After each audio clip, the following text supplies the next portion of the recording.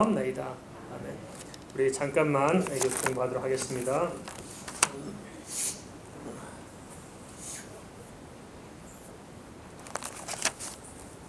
오늘은 46쪽 책 없는 분들 손을 드시면 알아드리겠습니다. 46쪽입니다.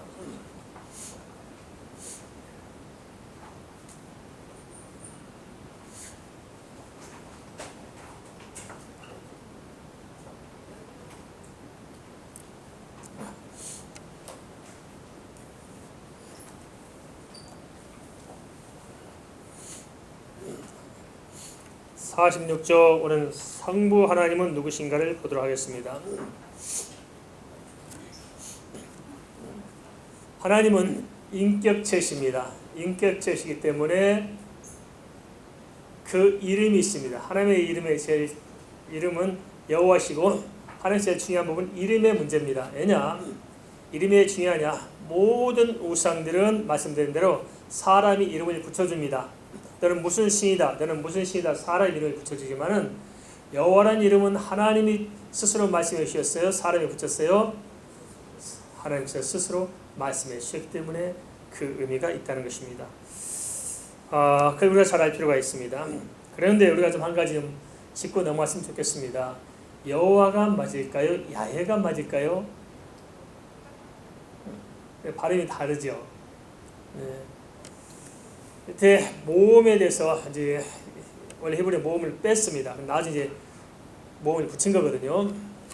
그러니까 지금 그 모음점 때문에 여러 가지 혼란이 생깁니다.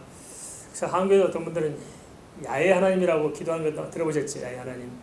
야훼가 맞냐, 여호가 맞냐? 그럼 어떻게 그걸 알 수 있을까요? 그럼 히브리어 성경을 쓰고 있는 사람들이 바로 유대교 사람들, 구약성경을 쓰고 있는 사람들인데 지금 랍비들 있잖아요. 누구에게 물어보면 되냐면 이 랍비들에게 물어보면 정확해요. 랍비들, 그죠? 랍비들이 정확하게 알고 있습니다. 예, 그런데 여호와라는 이름을 이렇게 자주 그렇게 감춰놨느냐? 이분들은 여호와라는 이름이 나오면 굉장히 두렵게 여겨서 함부로 부르지 않습니다. 그래서 성경을 옮겨 적다가도 여호와 이름이 나오면 붓을 다시 빨아가지고 여호와를 씁니다. 그만큼 여호와 이름을 이렇게 존중해서 하나님 이름을 망령되게 일컫지 않고자 이렇게 조심하다 보니까 그 이름을 불러내지 못해서 다른 이름으로 부르기 시작한 것입니다. 그래서 우리에게 혼란이 오는데요. 그럼 성경의 관점이 뭐겠습니까? 성경은 여호와 이름을 부르라고 그랬어요? 부르지 말라고 그랬어요? 부르라고 그랬죠. 그럼 이 사람들이 잘못 생각하고 있는 거죠. 반대로. 여호와 이름을 부르도록 했는데 또 이름을 내주었어요? 부르라고 줬잖아요. 근데 안 부른 게 뭐 이렇게 하나님 앞에서 합당한 것처럼 반대로 해석한 것입니다. 그래서 그런 점 때문에 여호와 이름을 제대로 전해놓지 못하다 보니까 혼란이 생깁니다. 근데 우리가 이렇게 이걸 가지고 이제 여러 가지 좀 이제 학적으로 이렇게 여러 의견이 있습니다만 제일 정확한 것은 그 계속 전통적으로 이어서 왔던 뿌리가 랍비들 통해서 전가해 왔잖아요. 그래서 원리는 랍비들입니다. 랍비들이 어떻게 했는가를 추구해서 랍비들에게 물어보면 랍비들은 야훼라고 할까요? 여호와라고 할까요? 여호와라고 합니다. 알겠습니까? 그래서 우리가 바로잡을 필요가 있을 것입니다. 그 다음에 존재는 삼위일체라고 그랬죠. 삼위일체 하나님은 지난주에 잘 설명드렸죠. 하나님은 원래부터 삼위일체로 계셨습니다. 사람의 생각으로 해석하다 보면은 양태론이나 또는 다니실론으로 빠지기 십상입니다. 지난주도 한번 언급했지 않습니까? 구약시대 때는 성부 하나님이 계시고 신약시대 때는 성자 하나님으로 계시고 똑같은 하나님이 지금 성자 하나님에 계신다. 맞아요? 틀려요? 아니라고 그랬죠. 성부, 성자, 성령 세 하나님은 세 인격이 계시면서 동시에 한 하나님으로 창세 전부터 창세 후까지 영원히 계시는 하나님이십니다. 그걸 우리가 지난주에 좀 말씀드렸고요. 양태론도 다 잘못된 것을 말씀드렸습니다. 하나님은 능력은 전능하신 하나님, 전지전능하신 하나님이시 그분이 우리 하나님이십니다. 인간은 전능하지 못해요. 그래서 하나님께 우리에게 기도할 때 회개하잖아요.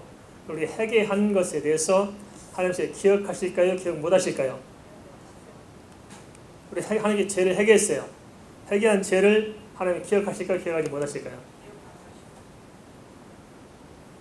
하나님이 기억 못하시면 이상하죠? 그럼 기억하실까요? 기억 못하실까요? 예. 우리는 어떡하겠습니까? 우리가 다른 사람이 나에게 죄를 범했어요. 마음에 상처를 줬어요. 용서했어요. 근데 그 똑같이 비슷한 사람 만나면은 그 죄가 떠올라 안 떠올라요? 용서는 했지만 마음속에 여전히 기억이 남아있죠. 하나님은 어떻게 할까요? 이게 인간의 무능함입니다. 인간은 용서한다 하지만 내 마음에서 지워내고 다스릴 능력이 없어요. 하나님께서는 우리가 죄를 회개하면 하나님께서 뭐라 말씀하셨어요? 기억조차 안 하신다고 했어요. 그러니까 기억 안 할 능력이 하나님께 있는 겁니다. 알겠습니까? 그래서 우리 죄를 없다 하신 겁니다. 이해되시죠? 이 전능성 문제 다른 건 다 이해가 되는데 우리 이런 부분은 잘 이해가 안 될 것입니다. 그 다음 하나 넘겨보겠습니다. 하나님의 인격은 사랑의 하나님이십니다. 믿으십니까? 인격이란 말이 이해되십니까? 인격은 우리의 인격체가 지정의가 있죠. 지정의. 하나님께서 지정의가 있죠. 예수님께서는 슬퍼하실 때가 있었을까 없었을까요? 있어요. 하나님께서는 슬퍼하실까 안 하실까요? 하셔요. 똑같습니다. 인격체는 감정이 있어요. 로봇은 아무리 잘 만들어도 감정이 있을까 없을까요? 없어요. 로봇이 막 슬퍼서 울고 통곡한다면 이게 좀 그렇잖아요. 감정이 없죠. 사람은 감성이 있습니다. 이게 인격체들입니다. 그런데 하나님께서 우리를 사랑하셨는데 하나님의 사랑이 뭘까 도대체요? 하나님의 큰 사랑을 성경 뭐라 말씀하시냐면 요한일서 4장 8절 말씀에서 뭘 말씀하십니까? 독생자 예수 그리스도를 우리를 위해서 주신 겁니다. 우리 생명을 위해서 예수의 고난이 따라왔습니다. 그러니까 하나님께서 당신을 주신 것이죠. 우리는 자식을 사랑하지만 자식의 생명을 줄 수 있어요? 못 줘요. 하나님은 생명을 줄 만큼 우리를 사랑했습니다. 그럼 우리가 하나님을 많이 사랑해요? 하나님 우리를 많이 사랑해요? 하나님 우리를 많이 사랑하죠. 그런데 여기서 우리가 생각해 볼 필요가 있습니다. 하나님은 또한 공의 하나님이십니다. 그렇죠? 공의 하나님이시면서 동시에 사랑의 하나님이십니다. 이 하나님의 공의와 사랑은 동전의 양면처럼 함께 있습니다. 하나님은 절대 해계 없이 용서하신 법이 없어요. 해계 없는 구원이 있어요 없어요? 없어요.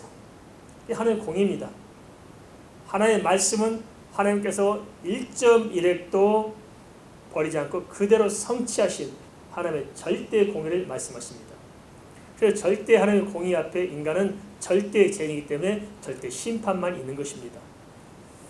그래서 이렇게 심판받아 죽을 수밖에 없는 모든 인간이 심판받아 죽을 수가 없는데 이러한 인간을 하나님께서 사랑으로 예수 그리스도를 보내셔서 대속을 통해서 우리를 건져 주신 것입니다.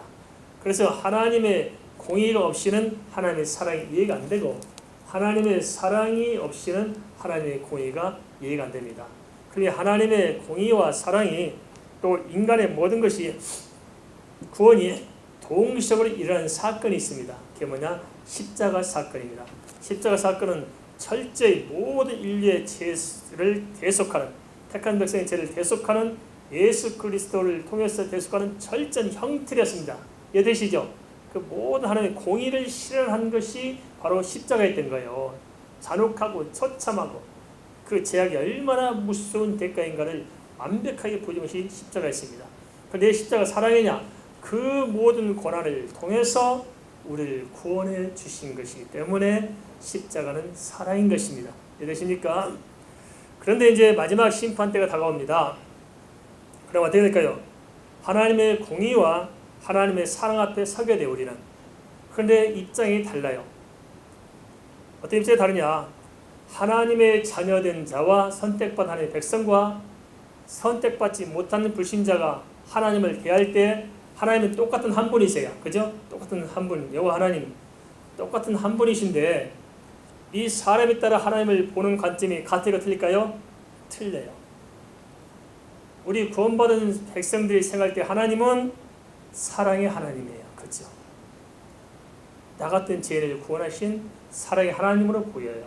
그런데 구원받지 못한 지옥 백성들은 하나님 어떻게 보여요? 공의의 하나님으로 보입니다. 심판주로 보여요. 심판주. 예수님이 오셔요. 똑같이 한 예수님이 이 땅에 재림오시지만 우리 믿는 성도들 예수님은 어떤 분이에요? 우리를 영원히 천국으로 보내기 위해서 우리를 이끌어내시고자 오신 사랑의 그리스도로 오십니다. 그 재림 예수님 재림. 불신자들에게는 심판주로 오십니다. 마지막 불같은 심판주로 재림하신 것입니다. 성도들이 거꾸로 알고 있어요. 예수님이 우리도 심판주를 알아요? 아니에요. 예수님의 표현에서 나왔어요. 종들에게 맡기고 멀리 떠났다 들어오니까 종들이 자식들 죽이잖아요. 또 예수님 보냈더니 마지막으로 아들을 보냈더니 다 죽이고. 그런데 아주 심판도 어떻게 돼요? 그 종들에게 고통당하는 자식들에게 있어서 아버지가 오시면 기쁨이에요? 두려움이에요? 기쁨이에요. 그래서 종들에게서는 심판이죠.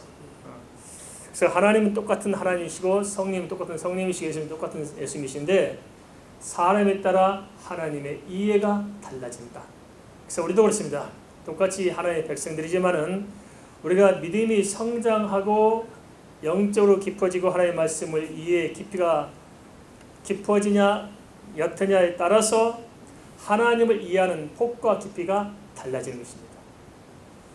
바울 사도께서는 내가 예수 그리스도를 아는 고상한 지식을 향해서 모든 것을 배설을 쳐 여긴다고 그랬죠. 바울은 예수를 잘 알아요. 누구보다 복음을 잘 알아요. 그런데도 바울은 뭐예요? 그 폭과 깊이를 보게 된 거예요. 그렇죠? 예수를 누구보다도 깊게 이해하고 잘 알게 된 거죠. 우리도 그렇습니다. 이것이 바로 영적인 성장의 문제죠. 나의 자신이 어떤 영적인 것을 가지고 있느냐에 따라서 하나님을 보는 관점이 달라지는 것입니다. 그래서 하나님을 깊게 알고 천국을 깊게 알고 하나님의 말씀을 깊게 이해한 사람은 세상을 보는 관점과 사람을 보는 관점과 문제를 보는 관점이 똑같은 크리스찬이지만 같아 틀려요? 틀린 거예요. 달라져요. 그런 차이점이 누구에게 있느냐? 나에게 있을 것입니다. 그 다음에 하나 더 보겠습니다. 6-2-5 보면 관계는 어떻게 됐습니까? 하나님은 누구예요? 우리의 아버지 하나님이십니다. 믿습니까? 그래서 예수 믿는 사람들은 하나님 누구라고 불러요?